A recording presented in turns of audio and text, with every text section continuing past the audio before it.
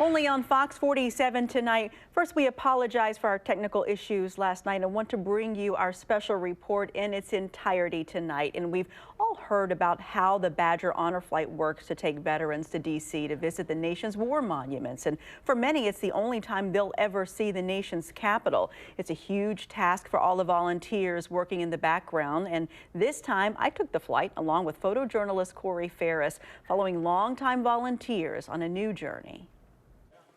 Good morning. Thank you for your service.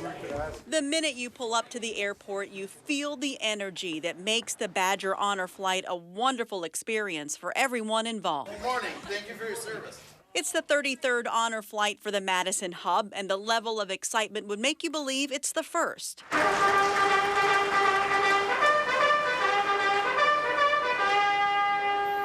But behind the scenes is a team of people, nearly 75 of them, that spend thousands of hours before the first veteran ever arrives. Longtime fixtures in the Madison veterans community, John and Cheryl Adams are both vets. They worked for the State Veterans Affairs Department before retiring. Now, they were part of the Honor Flight volunteer team from the start. Cheryl helped train countless volunteers over the years. They want to volunteer, and they really feel the mission of this organization. Cheryl turned over the reins to a new team this year, and for this flight, they're in red, traveling as veterans, getting a whole new take on the experience.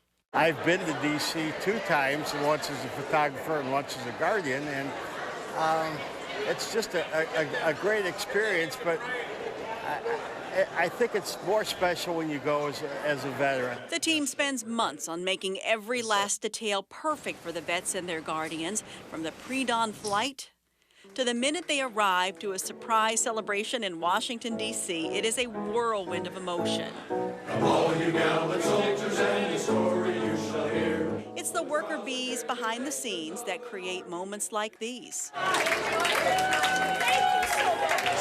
It's a highly coordinated whirlwind of a day, with wheelchair assistants, step guards, tour coordinators to police escorts all around town, facilitating the monumental task of seeing multiple monuments in one day.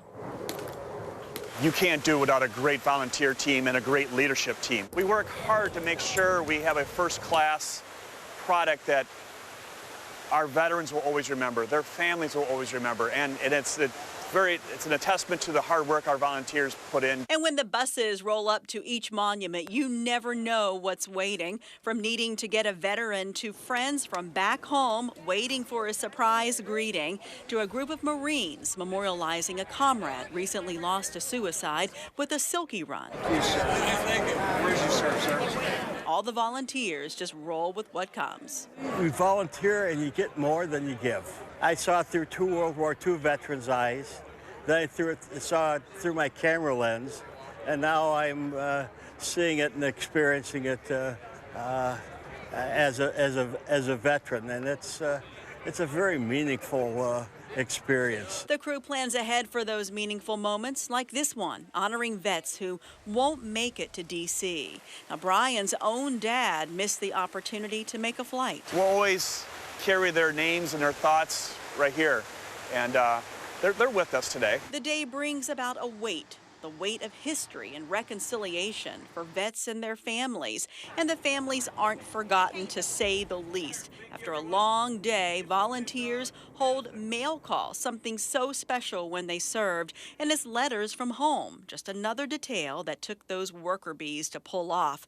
And the vets come back to a welcome months in the making. I kind of feel like my military service was validated by going on this trip. I'm just so proud to be a part of Honor Flight, and it's just a really joyful experience. I guess I'm really emotional. Hope I won't cry, but yeah, I just am speechless. I just think, oh, this was such a wonderful day. It's those emotions you could feel from takeoff to landing, truly a full circle that showed on the face of everyone there.